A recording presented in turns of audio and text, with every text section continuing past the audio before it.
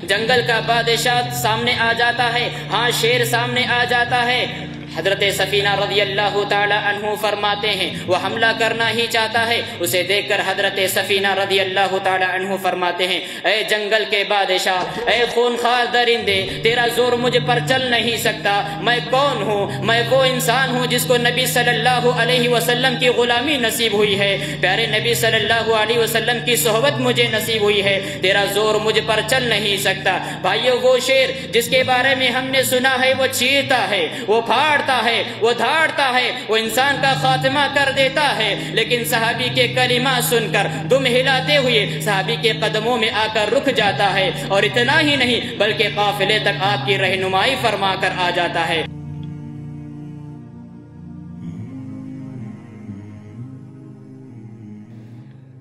تمام طرح کی تعریفات اس اللہ وحدہ لا شریک، خالق کائنات، مالک ارض و سما کے لیے ہے۔ لاکھوں کروڑوں درود و سلام ہو اس ہستی اقدس و مقدس پر کہ جن کا نامی اس میں گرامی محمد اکرم صلی اللہ علیہ وسلم ہے۔ وہ ذات مبارکہ مقدسہ مطہرہ کہ رب العزت نے جنہیں رحمت کائنات بنا کر اس جہاں میں مبعوث فرمایا۔ محترم حاضرین و حاضرات، ہم جس دور میں سانس لے رہے ہیں، جس ماحول میں ہم جی رہے ہیں، اور جس دور کا ہم سامنا کر رہے ہیں، یہ سائنٹیفک دور ہے۔ اس میں آلات کو بہت زیادہ عروج حاصل ہے، علم کو بہت زیادہ عروج حاصل ہے، ترقیات کے میدان میں یہ دور بہت آگے بڑھ چکا ہے۔ وہیں اس دور کی ایک خامی بھی یہ ہے، وہیں اس دور کی ایک تلخ حقیقت بھی یہ ہے کہ یہ دور اخلاق و کردار کے میدان میں بہت پیچھے نظر آ رہا ہے۔ اخلاق و کردار کی اس دور میں کوئی اہمیت اور قدر و منزلت نظر نہیں آتی۔ آج انسان کو جانچنے کے معیار بدل گئے، انسان کو پرکھنے کے پیمانے بدل گئے۔ آج جو انسان زیادہ حسین و جمیل ہے، انسان کو حسن و جمال کی بنیاد پر جانچا جا رہا ہے۔ جو انسان جتنا زیادہ حسین و جمیل ہے، دنیا اسے ہی اپنا ہیرو مانتی ہے اور اسے ہی بڑا اسٹیج فراہم کر رہی ہے۔ آج انسانوں کو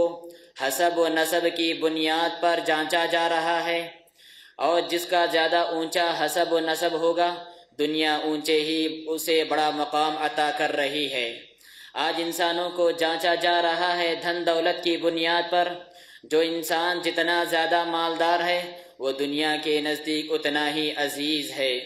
آج انسانوں کو جانچا جا رہا ہے لہو لعب کی بنیاد پر۔ جو انسان جتنا زیادہ اچھا کھیل لیتا ہے، آج دنیا اسے ہی اونچا مقام دے رہی ہے۔ لیکن ایک دوسرا بندہ مومن ہے، اس کے پاس اخلاق ہے، اس کے پاس کردار نہیں، لیکن خامی یہ ہے کہ اس کے پاس حسن و جمال تو نہیں، اس کے پاس حسب و نسب تو نہیں، اس کے پاس لہو لعب کرنے کے لیے وقت تو نہیں، اس کے پاس دھن و دولت تو نہیں، لیکن افسوس اس بات کی ہے کہ اس کے اخلاق کی حقیقی پھولوں کی خوشبو سنگنے والا تو کوئی نہیں۔ لیکن یہ دنیا نے جو مصنوعی پھول سجائے رکھے ہیں،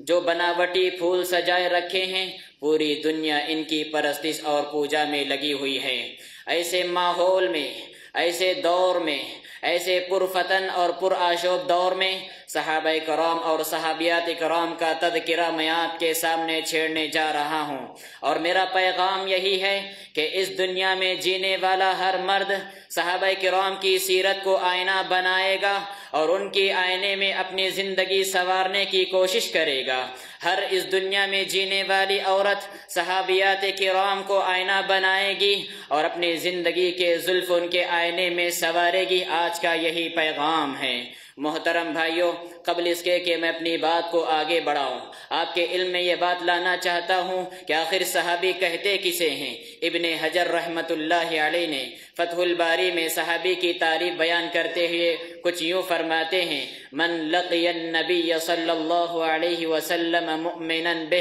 ومات علی الاسلام۔ صحابی اس جلیل القدر اور عظیم الشان ہستی کا نام ہے جس نے اللہ کے رسول صلی اللہ علیہ وسلم سے ملاقات ملاقات کی، آپ صلی اللہ علیہ وسلم پر ایمان لے آیا اور ایمان لانے کے بعد اسلام کی حالت ہی میں وہ فوت ہوا۔ ایسی جلیل القدر اور عظیم الشان ہستی کو صحابی کہا جاتا ہے۔ حاضرین گرامی، صحابہ یہ وہ مقدس گروہ ہے جن کے بارے میں قرآن کبھی کہتا ہے اولئک ھم الراشدون، کہ یہ راہ راست پر گامزن ہونے والے لوگ ہیں۔ کبھی ان کی آخرت کی فلاح کو بیان کرتے ہوئے کہتا ہے اولئک ھم المفلحون، یہ آخرت میں کامیاب ہونے والے انسان ہیں۔ کبھی اجر عظیم کا وعدہ کرتے ہوئے فرماتا ہے لہم مغفرۃ واجر عظیم، کہ ان کے لیے مغفرت ہے اور بہت زیادہ اجر عظیم اللہ رب العالمین نے تیار کر رکھا ہے۔ محترم بھائیوں، یاد رکھیں صحابہ کرام اس روئے زمین پر پروردگار کا سلیکشن ہے۔ صحابہ کرام کی جو جماعت ہے، صحابہ کرام کا جو گروہ ہے، اس روئے زمین پر وہ اللہ رب العالمین کی منتخب کردہ جماعت ہے۔ اللہ رب العالمین نے اپنے دین کی تائید کی خاطر، اپنی رسول کی مدد کی خاطر، دین اسلام کی اشاعت کی خاطر جس مقدس گروہ کا انتخاب کیا ہے، اس مقدس گروہ کا نام صحابی ہے۔ مشرق سے لے کر مغرب تک، شمال سے لے کر جنوب تک، وہ عرب کا رہنے والا ہو یا عجم کا رہنے والا ہو، جہاں کہیں سے جڑ کر صحابی اللہ کے رسول صلی اللہ علیہ وسلم کی دربار میں پہنچ کر اسلام قبول کرتے ہیں، اسلام کے لیے اپنی جانی مالی قربانی پیش کرتے ہیں، ایسے مقدس گروہ کا نام صحابی ہے، اور ایسے اللہ رب العالمین نے ان کو منتخب کیا ہے۔ عبداللہ بن مسعود رضی اللہ تعالی عنہ فرماتے ہیں ان اللہ نظر فی قلوب العباد، کہ اللہ رب العالمین نے لوگوں کے دلوں کا جائزہ لیا، فنظر فی قلوب العباد، اللہ رب العالمین نے جب لوگوں کے دلوں کا جائزہ لیا فوجد قلب محمد خیر قلوب العباد، اللہ رب العالمین کو رسول اللہ صلی اللہ علیہ وسلم کا دل سب سے پاک و شفاف لگا۔ فاصطفاه لنفسه فبتعثه برسالته، اللہ رب العالمین نے اللہ کے رسول صلی اللہ علیہ وسلم کو اپنی ذات کے لیے چن لیا اور نبوت و رسالت کے درجے پر فائز کیا۔ ثم نظر في قلوب العباد بعد قلب محمد، پھر محمد صلی اللہ علیہ وسلم کے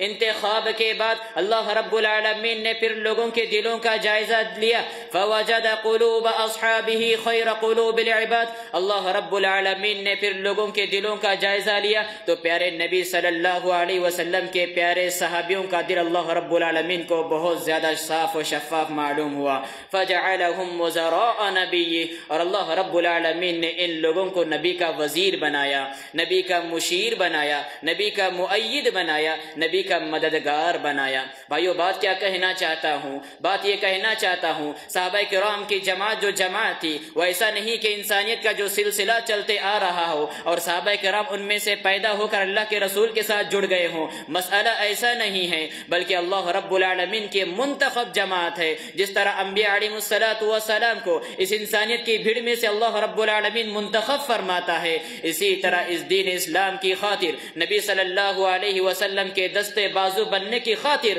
اللہ رب العالمین نے صحابہ کرام کی مقدس جماعت کو انتخاب کیا ہے۔ بھائیو،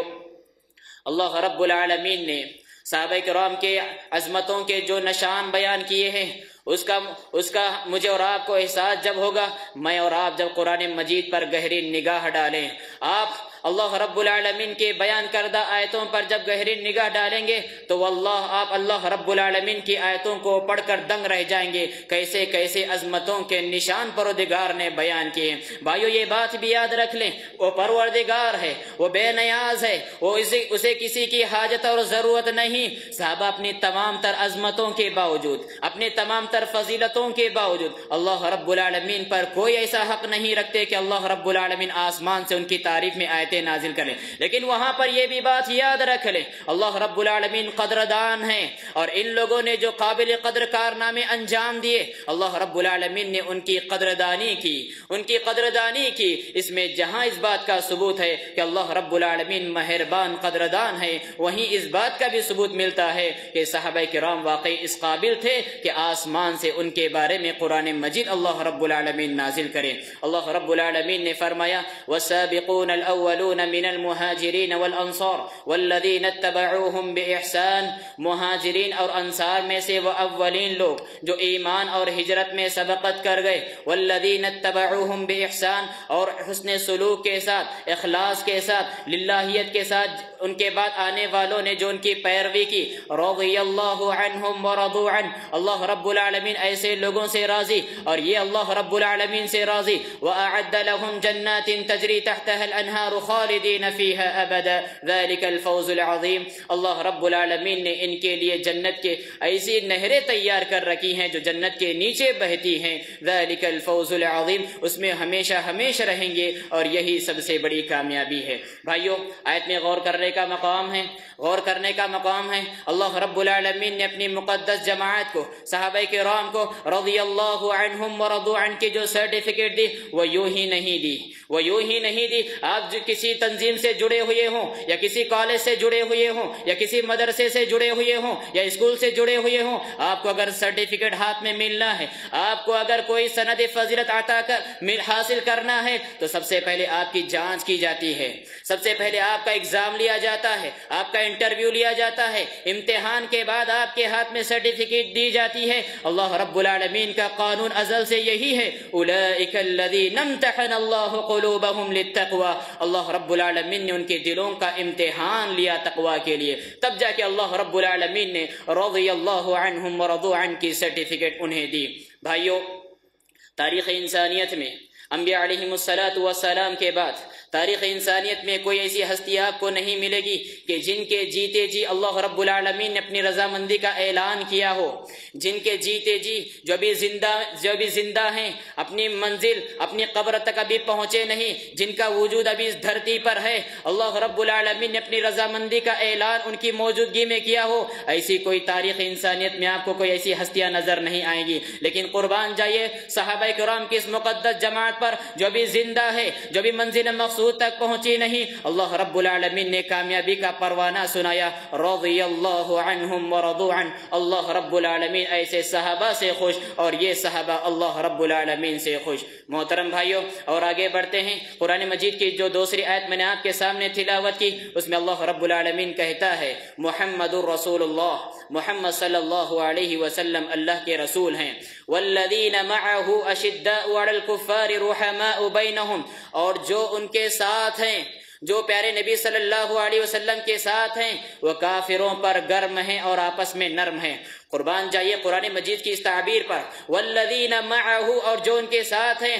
اللہ رب العالمین اگر چاہتا تو یہ بھی کہہ سکتا تھا محمد الرسول اللہ واصحابہ، محمد صلی اللہ علیہ وسلم اور ان کے ساتھی، لیکن اس تعبیر کو استعمال نہ کر کے اللہ رب العالمین نے کیا تعبیر استعمال کی، والذین معه اشداء علی الکفار، ان کے ساتھ محمد صلی اللہ علیہ وسلم کے ساتھ جو ہیں، اعتقاد کے باب میں ساتھ ہیں، عمل کے باب میں ساتھ ہیں، تن کے ساتھ ساتھ ہیں، دھن کو لے کر ساتھ ہیں، مال کو لے کر ساتھ ہیں، جان کو لے کر ساتھ ہیں، تمام تر قربانیوں کو لے کر ساتھ ہیں، آپ صلی اللہ علیہ وسلم کا ہر طرح کے ساتھ ہیں، اشداء علی الکفار رحماء بینہم، ہو حلقہ یارات و بریشم کی طرح نرم، ہو حلقہ یارات و بریشم کی طرح نرم، رزم حق و باطل ہو تو فولاد ہے مومن۔ آگے اللہ رب العالمین کہتا ہے تراہم رکعا سجدا یبتغون فضلا من اللہ ورضوانا، اے محمد صلی اللہ علیہ وسلم آپ انہیں رکوع میں جھکتے ہوئے دیکھتے ہیں، آپ انہیں سجدے میں گرے ہوئے دیکھتے ہیں، ان کا رکوع کرنا دکھاوے کے لیے نہیں ہوتا، ان کا سجدہ کرنا ظاہری نہیں ہوتا، یبتغون فضلا من اللہ ورضوانا، وہ جھکتے بھی ہیں رکوع کے لیے تو اللہ رب العالمین کے فضل اس کی رضامندی جوئی کے لیے کرتے ہیں، وہ رکوع میں گرتے بھی، وہ سجدے میں گرتے بھی ہیں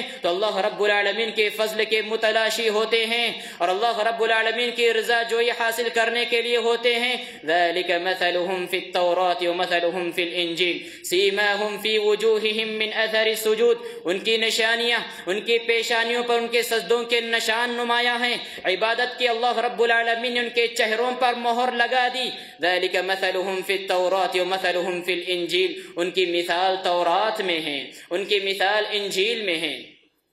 بھائیو غور کرنے کا مقام ہے، روئے زمین پر کوئی ایسی ہستی وجود میں نہیں آئی پیارے نبی صلی اللہ علیہ وسلم کے بعد کہ جن کے وجود سے پہلے ہی اللہ رب العالمین نے ان کے تذکرے کیے ہوں۔ آج دنیا میں جو انسان بڑا ہوتا ہے یا تو خاندان کی وجہ سے بڑا ہوتا ہے کہ خاندان کا بڑا چشم و چراغ ہے، یا پھر اونچے عہدے اور منصب پر فائز ہونے کی وجہ سے انسان بڑا ہوتا ہے چونکہ معاشرے میں اس منصب اور عہدے کا بڑا مقام ہے، اور جو اس مقام پر فائز ہوتا ہے ایسا انسان بھی بڑا کہلاتا ہے۔ یا پھر انسان دنیا میں آنے کے بعد بڑے بڑے کارنامے انجام دیتا ہے، اس کے بعد لوگ اسے بڑا تسلیم کرتے ہیں، اور کارنامے انجام دے کے دنیا سے گزر جانے کے بعد لوگ اسے تسلیم کرتے ہیں۔ لیکن قربان جائیے صحابہ کی عظمت کی عظمتوں پر۔ اللہ رب العالمین نے ابھی اس دنیا میں ان کا وجود نہیں فرمایا، ابھی اس دنیا میں وہ تشریف نہیں لائے، ابھی دنیا میں وہ آئے نہیں۔ اللہ رب العالمین نے ان کے تذکرے، ان کے چرچے، ان کے فضائل، ان کے محاسن تورات اور انجیل میں بیان کیے۔ ذالک مثلہم فی التوراۃ ومثلہم فی الانجیل۔ بھائیو، پیارے نبی صلی اللہ علیہ وسلم کی زبانی بھی عظمت صحابہ کا تذکرہ سنیں۔ اللہ کے رسول صلی اللہ علیہ وسلم فرماتے ہیں، لا تسبوا اصحابی، لوگوں میرے صحابہ کو گالی نہ دینا۔ فوالذی نفسی بیدہ لو ان احدکم انفق مثل احد ذهب ما بلغ مد احدہم ولا نصیفہ، اگر تم میں سے کوئی ایک انسان بھی احد پہاڑ کے برابر بھی سونا خرچ کر ڈالے میرے صحابی کے ایک مد تک پہنچنے کی تو دور کی بات، آدھے مد کو بھی نہیں پہنچ سکتا۔ ایک مد کتنا ہوتا ہے؟ آدھا کلو سے لے کر 600 گرام تک ایک مد ہوتا ہے۔ اور احد پہاڑ کتنا بڑا ہے؟ احد پہاڑ کتنا بڑا ہے؟ تقریباً 12 کلومیٹر پر گھرا ہوا یہ احد پہاڑ،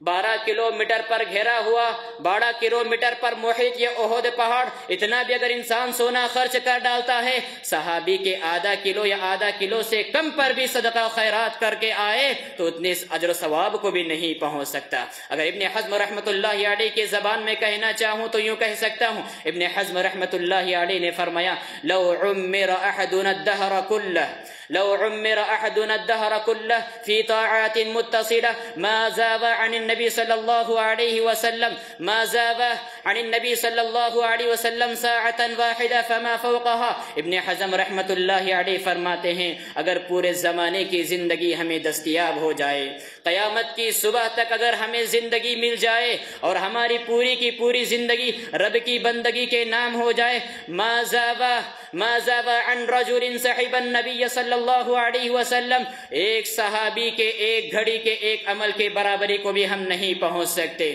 پوری زندگی رب کی بندگی کے نام ہو جائے تب بھی ایک صحابی کے ایک گھڑی کے ایک عمل کو بھی ہم نہیں پہنچ سکتے۔ بھائیو، یہ عظمت صحابہ کے مینار ہیں، یہ عظمت صحابہ کے نشان ہیں۔ انسان تو انسان، یہ مقدس جماعتی، اس کائنات کے حیوانات بھی صحابہ کرام کی عظمتوں کے قائل تھے۔ یہ حضرت سفینہ رضی اللہ تعالی عنہ ہیں، یہ حضرت سفینہ رضی اللہ تعالی عنہ ہیں۔ سفر کے لیے رواں دواں ہوتے ہیں، لشکر کے ساتھ ہوتے ہیں، لیکن اچانک لشکر سے جدا ہو جاتے ہیں، قافلہ چھوٹ جاتا ہے، خوفناک جنگل میں داخل ہو جاتے ہیں، آگے بڑھتے جاتے ہیں، سامنے کیا دیکھتے ہیں کہ جنگل کا خونخوار درندہ سامنے آتا ہے، جنگل کا بادشاہ سامنے آ جاتا ہے، ہاں شیر سامنے آ جاتا ہے۔ حضرت سفینہ رضی اللہ تعالی عنہ فرماتے ہیں، وہ حملہ کرنا ہی چاہتا ہے، اسے دیکھ کر حضرت سفینہ رضی اللہ تعالی عنہ فرماتے ہیں، اے جنگل کے بادشاہ، اے خونخوار درندے، تیرا زور مجھ پر چل نہیں سکتا۔ میں کون ہوں؟ میں وہ انسان ہوں جس کو نبی صلی اللہ علیہ وسلم کی غلامی نصیب ہوئی ہے، پیارے نبی صلی اللہ علیہ وسلم کی صحبت مجھے نصیب ہوئی ہے، تیرا زور مجھ پر چل نہیں سکتا۔ بھائیو، وہ شیر جس کے بارے میں ہم نے سنا ہے، وہ چیرتا ہے، وہ پھاڑتا ہے، وہ دھاڑتا ہے، وہ انسان کا خاتمہ کر دیتا ہے، لیکن صحابی کے کلمہ سن کر دم ہلاتے ہوئے صحابی کے قدموں میں آ کر رک جاتا ہے، اور اتنا ہی نہیں بلکہ قافلے تک آپ کی رہنمائی فرما کر آ جاتا ہے۔ بھائیو، ایسا ہی قصہ نہیں ہے، امام البانی رحمت اللہ علیہ نے اس واقعے کو حسن کہا ہے۔ اور آگے آئیے، صحابہ کرام کی عظمتوں کے قائل، صحابہ کرام کی عظمتوں کے معترف یہ کائنات کے جمادات بھی ہوا کرتے تھے، یہ کائنات کے پتھر بھی ہوا کرتے تھے، ایک مرتبہ اللہ کے رسول صلی اللہ علیہ وسلم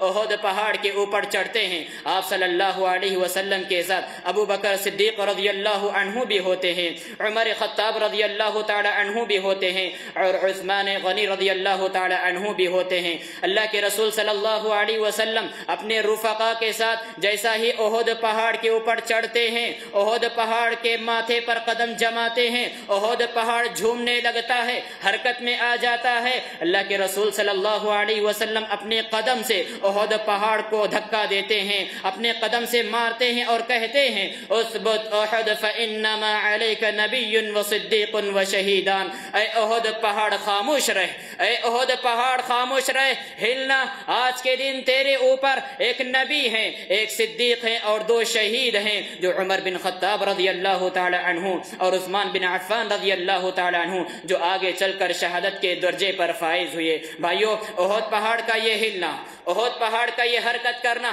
جائز بات کا مجھے اور آپ کو پتہ دیتا ہے کہ پیارے نبی صلی اللہ علیہ وسلم کا کیا مقام مرتبہ تھا. وہیں پر عظمت صحابہ کا بھی پتہ دیتا ہے, وہیں پر عظمت صحابہ کا بھی پتہ دیتا ہے. بھائیو, یاد رکھنا یہ صحابہ کرام کے اتنے جو فضائل ہیں, صحابہ کرام کے جو اتنے محاسن ہیں, وہ یوں ہی نہیں ہیں. یاد رکھو مسلمانوں, غلبہ اسلام کی خاطر, حفاظت اسلام کی خاطر, اشاعت اسلام کی خاطر جن جن مشکلات کا صحابہ کرام نے سامنا کیا, جب کبھی تختہ دار نے پکارا, جب کبھی آزمائشوں نے دعوت دی, جب کبھی امتحانات نے پکارا, سینہ سپر ہو کر لبیک کہہ کر کھڑے ہونے والے یہ صحابہ کرام تھے. یہ حضرت بلال رضی اللہ تعالی عنہ ہیں, یہ حضرت بلال رضی اللہ تعالی عنہ ہیں. مکہ کی چلچلاتی ہوئی دھوپ میں آپ کو لٹایا جاتا اور گرم گرم پتھر اوپر سے وزنی بھاری رکھ دیا جاتا اور مکہ کی گلیوں میں آپ کو گھسیٹا جاتا. یہ خباب بن ارت رضی اللہ تعالی عنہ ہیں کہ جن کو دہکتے ہوئے شعلوں میں داخل کیا جاتا اور اوپر سے گرم لوہے سے آپ کے جسم کو داغا بھی جاتا. ان کے جسم سے نکلنے والی پشی سے ان کے کوئلے تو ٹھنڈے ہو جاتے ہیں, لیکن ان کے ایمانی حرارت کو کوئی ٹھنڈا نہیں کر سکتا. یہ ابو ذر غفاری رضی اللہ تعالی عنہ ہیں, مکہ کی مقدس سرزمین پر حرم شریف میں آپ کو مار مار کر لہو لہان کر دیا جاتا ہے. یہ سمیہ رضی اللہ تعالی عنہا ہیں جن کے شرمگاہ پر تلوار مار کر شہید کر دیا جاتا ہے. یہ حضرت زنیرہ رضی اللہ تعالی عنہا ہے کہ اسلام کی خاطر ان کی آنکھیں پھوڑ دی جاتی ہیں, جس کے نتیجے میں وہ شہادت کے درجے پر فائز ہوتی ہیں. لیکن قربان جائے استقامت اور عزیمت کے ان پیکروں پر جہالت کی بھٹی میں نے تپایا گیا, جہالت کی ظلم و ستم کی بھٹی میں نے جلایا گیا. تیغوں کے سائے میں ہم پل کر جوا ہوئے ہیں, تیغوں کے سائے میں ہم پل کر جوا ہوئے ہیں. خنجر ہلال کا ہے قومی نشہ ہمارا, باطل سے دبنے والے اے آسمان نہیں ہم, باطل سے دبنے والے اے آسمان نہیں ہم. 100 بار کر چکا ہے تو امتحا ہمارا, مغرب کی وادیوں میں گونجی اذا ہماری, مغرب کی وادیوں میں گونجی اذا ہماری. تھمتا نہ تھا کسی سے سیل روا ہمارا. اے گلستان اندلس وہ دن ہے یاد تجھ کو, اے گلستان اندلس وہ دن ہے یاد تجھ کو, تھا تیری ڈالیوں میں جب آشیاں ہمارا. محترم حضرات, ایک ایک صحابی کو دیکھتے جائیں, اتنے فضائل کے مالک ہیں, اتنے خوبیوں کے مالک ہیں کہ رب کعبہ کی قسم کھا کر کہتا ہوں تاریخ میں کوئی انسان ایسا نہیں گزرا جتنی خوبیاں, جتنے محاسن اور جتنی اچھائیاں ایک ایک صحابی کے اندر ملتی ہیں. یہ حضرت ابو بکر صدیق رضی اللہ تعالی عنہ ہیں جو افضل البشر بعد الانبیاء ہیں. انبیاء علیہم السلام کے بعد روئے زمین کی سب سے معزز ہستی ہے, جن کے بارے میں عمر بن خطاب رضی اللہ تعالی عنہ نے فرمایا تھا اگر قیامت کی صبح تک آنے والی انسانیت کے ایمان کو ترازو کے ایک پلڑے میں رکھ دیا جائے اور دوسرے پلڑے میں ابو بکر صدیق رضی اللہ تعالی عنہ کے ایمان اسلام کو رکھ دیا جائے, ابو بکر صدیق رضی اللہ تعالی عنہ کے ایمان کا پلڑا بھاری ہو جائے گا. یہ عمر بن خطاب رضی اللہ تعالی عنہ ہیں, جس راستے سے گزر جاتے تھے اس راستے سے شیطان بھی راہ فرار اختیار کرتا تھا, اور جن کے مشوروں کے مطابق کئی مرتبہ آسمان سے رب العالمین نے وہی نازل فرمایا. یہ عثمان بن عفان رضی اللہ تعالی عنہ ہیں جن کے حیا کے ترانے انسان تو انسان فرشتے بھی گایا کرتے تھے. یہ علی بن ابی طالب رضی اللہ تعالی عنہ ہیں جو جواں مردی و بہادری میں اپنی مثال آپ ہیں. یہ سعد بن ابی وقاص رضی اللہ تعالی عنہ ہیں جن کے ہاتھ اوپر اٹھتے ہیں تو رب العالمین ان اٹھتے ہوئے ہاتھوں کی لاج رکھ لیا کرتا ہے اور ان کی دعا شرف قبولیت سے نوازا کرتا ہے۔ یہ ابو عبیدہ بن جراح رضی اللہ تعالی عنہ ہیں جو امین هذه الامہ، اس امت کے امانت دار ہیں۔ یہ عمران بن حسین رضی اللہ تعالی عنہ ہیں، جب راہوں سے گزرا کرتے تھے تو فرشتے آسمان سے اتر کر انہیں سلام کیا کرتے تھے۔ یہ اسید بن حضیر رضی اللہ تعالی عنہ ہیں، جب قرآن مجید کی تلاوت کیا کرتے تھے آسمان سے فرشتے اتر کر ان کی تلاوت کلام سنا کرتے تھے۔ یہ عبداللہ بن مسعود رضی اللہ تعالی عنہ ہیں، جن کی پتلی پتلی پینڈیاں بروز حشر ترازو میں احد پہاڑ سے زیادہ کہیں وزنی ہوں گے۔ بھائیو، یہ عظمتوں کے نشان ہیں۔ ایک ایک صحابی کو دیکھتے جائیں، واللہ ایسی جماعت آپ کو نہ کبھی ان سے پہلے ملے گی اور نہ کبھی آگے دیکھنے کو ملے گی۔ اور یہ دنیا والوں کو چیلنج ہے کہ جیسے با کمال افراد، ایسے با کمال افراد، ایسے وفادار ساتھی اللہ کے رسول صلی اللہ علیہ وسلم کو ملے ہیں کہ دنیا کے کسی مذہبی رہنما کو ایسے ساتھی نہ ملے، دنیا کے کسی سیاسی لیڈر کو ایسے وفادار ساتھی نہ ملے۔ یہ وہ جماعت حقہ ہے، یہ وہ جماعت حقہ ہے جن کا ہر قدم بعد میں آنے والوں کے لیے نقش قدم بن جاتا ہے۔ ان کا ایمان لانا دنیا والوں کے لیے مثال ایمان بن جاتا ہے، ان کا ہر عمل دنیا والوں کے لیے نقش عمل بن جاتا ہے، ان کا نماز پڑھنا دوسرے کے لیے نمونہ بن جاتی ہے، ان کا توبہ کرنا آنے والوں کے لیے نمونہ بن جاتی ہے۔ محترم بھائیوں، آپ نے وفاداریوں کی مثال سنی ہوں گی، آپ نے وفاداریوں کے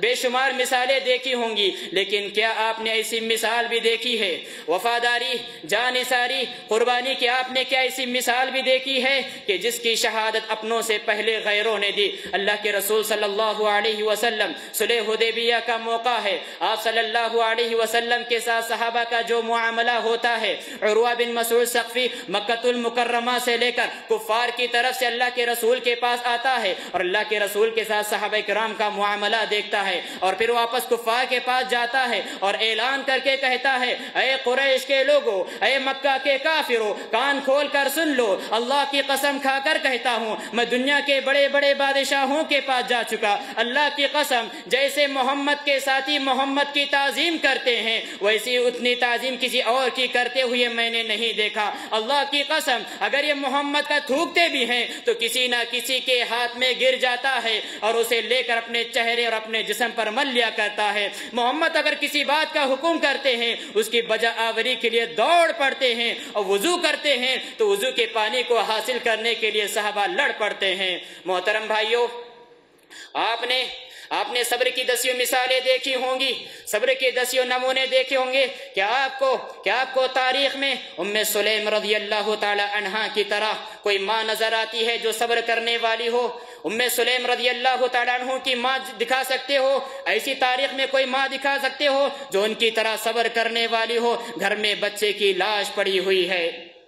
گھر میں بچے کی لاش پڑی ہوئی ہے، شوہر نامدار باہر سے آتے ہیں اور پوچھتے ہیں کہ بچے کی کیا کیفیت ہے، بچہ کس حالت میں ہے، بچے کی طبیعت کیسی ہے؟ وہ کہتی ہے هو اسکن مما کان علیہ، هو اسکن ما کان علیہ، وہ پہلے سے زیادہ پرسکون ہے، اس کی طبیعت بہت اچھی ہے۔ پھر رات کا کھانا ان کے سامنے پیش کیا جاتا ہے، پھر رات کا تاریکی کا وقت ہوتا ہے، میاں بیوی کا جو حق ہوتا ہے وہ حق بھی ادا ہو جاتا ہے، اور جو صبح ہوتی ہے ام سلیم رضی اللہ تعالی عنہ ابو طلحہ انصاری رضی اللہ تعالی عنہ سے پوچھتی ہے، اے ابو طلحہ ذرا بتلاؤ تو صحیح، اگر کسی انسان نے تمہارے پاس کوئی امانت رکھی ہوئی ہو، پھر وہ انسان امانت لے لینا چاہتا ہو، کیا تم اسے منع کرو گے؟ کیا اس بات پر تمہیں کوئی اعتراض ہوگا؟ ابو طلحہ انصاری رضی اللہ تعالیٰ عنہ کہتے ہیں، نہیں ام سلیم، مجھے کوئی اعتراض نہیں، میں منع نہیں کر سکتا۔ ام سلیم کہتی ہے، سن لو اے ابو طلحہ، اللہ رب العالمین نے بیٹے کی شکل میں جو تمہیں امانت دی تھی وہ رات میں ہی اللہ رب العالمین نے اٹھا لی ہے۔ ابو طلحہ انصاری رضی اللہ تعالیٰ عنہ جیسے ہی یہ جملے سنتے ہیں ان کے آنکھ پر بجلی گرتی ہے، قیامت ٹوٹ پڑتی ہے، غصے کے عالم میں ہوتے ہیں، پیارے نبی صلی اللہ علیہ وسلم کے پاس دوڑتے ہوئے جاتے ہیں اور کہتے ہیں، اللہ کے رسول صلی اللہ علیہ وسلم ایسا معاجرہ ہے۔ اللہ کے رسول صلی اللہ علیہ وسلم ان کے لیے برکت کی دعا فرماتے ہیں۔ ام سلیم اور ابو طلحہ انصاری رضی اللہ تعالیٰ عنہ نے اس رات میں جو ملاقات کی تھی اس رات سے ایک بچہ پیدا ہوتا ہے اور اس بچے کی نسل سے 8 لڑکے پیدا ہوتے ہیں اور پورے کے پورے حفاظ قرآن ہوتے ہیں، پورے کے پورے علماء دین ہوتے ہیں۔ بھائیو یہ ایمانی جذبہ تھا، یہ ایمانی شوق تھا، یہ نبی صلی اللہ علیہ وسلم کی تربیت کا اثر تھا۔ ایسی ماں تاریخ میں آپ دکھا نہیں سکتے۔ بھائیو احساس ندامت، گناہ کے بعد احساس ہونا، اس کی 10 مثالیں آپ دیکھی ہوں گی، لیکن کیا آپ کو ایسی مثال بھی مل سکتی ہے؟ کیا ایسی مثال بھی آپ نے دیکھی ہے کہ ایک غامدیہ خاتون نبی صلی اللہ علیہ وسلم کے پاس آتی ہیں اور کہتی ہیں یا رسول اللہ اصبت حدا فطہرنی، مجھے پاک کیجئے، میں نے گناہ کا ارتکاب کر لیا، مجھے پاک کیجئے۔ اللہ کے رسول صلی اللہ علیہ وسلم دائیں بائیں اپنا چہرہ پھیرتے ہیں کہ کاش یہ خاتون واپس چلی جائے، توبہ استغفار کرے، اللہ رب العالمین بڑا معاف کرنے والا ہے۔ وہ خاتون کیا کہتی ہے؟ وہ خاتون کہتی ہے اللہ کے رسول صلی اللہ علیہ وسلم کیا آپ مجھے اسی طرح لوٹا رہے ہیں جیسے ماعز بن مالک اسلمی رضی اللہ تعالیٰ عنہ کو آپ نے لوٹایا تھا؟ کیا مطلب یہ ہے کہ انہیں معلوم تھا ماعز بن مالک اسلمی رضی اللہ تعالیٰ عنہ نے جب گناہ کا اعتراف کیا کر انہیں پتھروں سے مار کر سنسار کیا گیا، اس کے باوجود اللہ کے رسول سے کہتی ہیں اللہ کے رسول صلی اللہ علیہ وسلم آپ تو مجھے ایسے ہی لوٹا رہے ہیں جیسے کہ ماعز بن مالک اسلمی رضی اللہ تعالیٰ عنہ کو لوٹا رہے تھے۔ اللہ کے رسول کیا دیکھتے نہیں میں نے اس گناہ کی وجہ سے میں حاملہ ہو چکی ہوں، فطہرنی یا رسول اللہ، مجھے پاک کیجئے اللہ کے رسول صلی اللہ علیہ وسلم کہتے ہیں چلے جاؤ، واپس چلے جاؤ، جب ولادت ہو جائے لڑکے کی تب واپس آ جانا۔ لڑکے کی ولادت بھی ہو جاتی ہے، اس کے بعد لوٹ کر آتی ہے اور کہتی ہے اللہ کے رسول صلی اللہ علیہ وسلم دیکھیے میرے گھر لڑکا جنم ہو چکا ہے، فطہرنی یا رسول اللہ، اب تو مجھے پاک کیجئے اللہ کے رسول صلی اللہ علیہ وسلم پھر لوٹاتے ہیں کہ جاؤ اس لڑکا جب کھانے پینے کے قابل ہو جائے، دودھ کی جو مدت ہوئے وہ مدت ختم ہونے کے بعد چلے آنا۔ وہ عورت واپس چلی جاتی ہے اور جب دودھ کی مدت ختم ہو جاتی ہے، 1 سال مکمل ہو جاتا ہے، پھر واپس آتی ہے اور کہتی ہے فطہرنی یا رسول اللہ، اے اللہ کے رسول صلی اللہ علیہ وسلم آپ تو مجھے پاک کیجئے۔ بھائیو غور کرنے کا مقام ہے، صبح ہم گناہ کر لیتے ہیں، شام تک ہمارا احساس ندامت ختم ہو جاتا ہے، دوپہر میں ہم گناہ کر لیتے ہیں، شام تک ہمارا احساس ندامت ختم ہو جاتا ہے، لیکن قربان جائیو توبہ کی اس عظیم پیکر پر کہ تقریباً 2 سال تک مدت حمل 9 سال پکڑ لیجئے، اس کے بعد مدت رضا دودھ پلانے کی جو عمر ہوتی ہے 1 سال پکڑ لیجئے، تقریباً 2 سال تک احساس ندامت کے پاداش میں تڑپتی رہی، احساس ندامت کی وجہ سے اضطراب کا شکار رہی اور بار بار اللہ کے رسول کے پاس آ کر اعتراف جرم کرنے لگی، اللہ کے رسول اب تو مجھے پاک کیجئے۔ اللہ کے رسول صلی اللہ علیہ وسلم سنسار کرنے کا حکم دیتے ہیں، اس خاتون کو پتھرے مار کر سنسار کیا جاتا ہے، اس کے بعد اللہ کے رسول صلی اللہ علیہ وسلم اس کی نماز جنازہ پڑھانا چاہتے ہیں، آگے بڑھتے ہیں، عمر بن خطاب رضی اللہ تعالیٰ عنہ سامنے آتے ہیں اور پوچھتے ہیں اللہ کے رسول صلی اللہ علیہ وسلم کیا ایسی خاتون کی آپ نماز جنازہ پڑھائیں گے جس نے زناکاری کا ارتکاب کیا، اس کی وجہ سے اسے رجم بھی کر دیا، کیا ایسی خاتون کی آپ جنازے کی نماز پڑھائیں گے؟ اللہ کے رسول صلی اللہ علیہ وسلم نے فرمایا اے عمر کیا کہہ رہے ہو، واللہ لقد تابت توبة لو قسمت بین 70 من اہل المدینة لوسعتهم، رب العالمین کی قسم کھا کر کہتا ہوں اس عورت نے ایسی توبہ کی ہے، اس عورت نے ایسی مغفرت چاہی ہے کہ اللہ کی قسم مدینہ کے 70 گناہگاروں پر ان کی توبہ بانٹ دی جائے تو تمام لوگوں کی مغفرت ہو جائے۔ اللہ اکبر! یہ توبہ کی مثالیں، یہ فداکاری کی مثالیں، یہ احساس ندامت کی مثالیں آپ کو صرف طبقہ صحابہ میں ملے گی۔ بھائیو جب کبھی مؤلف کوئی کتاب لکھتا ہے، جب کبھی کوئی مصنف عقیدے کی باب میں کوئی کتاب لکھتا ہے، توحید کے مسئلے پر کوئی کتاب لکھتا ہے جہاں پر اللہ رب العالمین کی محبت کا باب باندھتا ہے، جہاں پر نبی صلی اللہ علیہ وسلم کی محبت کا باب باندھتا ہے، وہیں پر محبت صحابہ کا باب باندھ کر یہ جملے ضرور نقل فرماتا ہے حبهم دین و ایمان و احسان بغضهم کفر و نفاق و عصیان۔ یہ وہ صحابہ ہیں جن سے محبت کرنا ایمان احسان ہے، جن سے محبت کرنا عین اسلام ہے، اور جن سے بغض کرنا، جن سے جلنا یہ نفاق کی علامت ہے۔ بھائیو، امت محمدیہ پر صحابہ کرام کے بہت عظیم احسانات ہیں۔ ان احسانات کا کم سے کم تقاضا تو یہ ہوتا ہے کہ ہمارا دل ان کے لیے ہمیشہ جذبہ تشکر سے معمور ہو، ہم دل و جان سے ان کا ادب و احترام کریں، اپنے اولاد کے نام ان کے ناموں پر رکھیں، اور صحابہ کرام کی سیرت کے واقعات پڑھ کر اپنے اولاد کو سنائیں، قبل اس کے کہ دنیا والے دنیا کی محبت کا جام انہیں پلائیں، ہم صحابہ کرام کی محبت کا جام انہیں پلائیں، اور صحابہ کرام کے متعلق دل میں کسی طرح کی کجروی کو آنے نہ دیں، اور ان کے متعلق ہمیشہ دعا کرتے رہیں، ربنا اغفر لنا ولاخواننا الذین سبقونا بالایمان، پروردگارا ہمیں معاف فرمانا اور ہمارے ان بھائیوں کو بھی معاف فرمانا جو ہم سے پہلے ایمان میں سبقت کر گئے، ولا تجعل فی قلوبنا غلا للذین آمنوا، اور جو لوگ ایمان لے آئے ہیں ان کے متعلق ہمارے سینوں کو کینے سے پاک رکھ، ربنا انک رؤوف الرحیم، پروردگارا برا تم رؤوف اور رحیم ہے۔ سبق پھر پڑھ صداقت کا، عدالت کا، شجاعت کا، سبق پھر پڑھ صداقت کا، عدالت کا، شجاعت کا، لیا جائے گا تجھ سے کام دنیا کی امامت کا۔ اقول قولی هذا واستغفر الله لي ولكم ولسائر المسلمين فاستغفروه انه هو الغفور الرحيم۔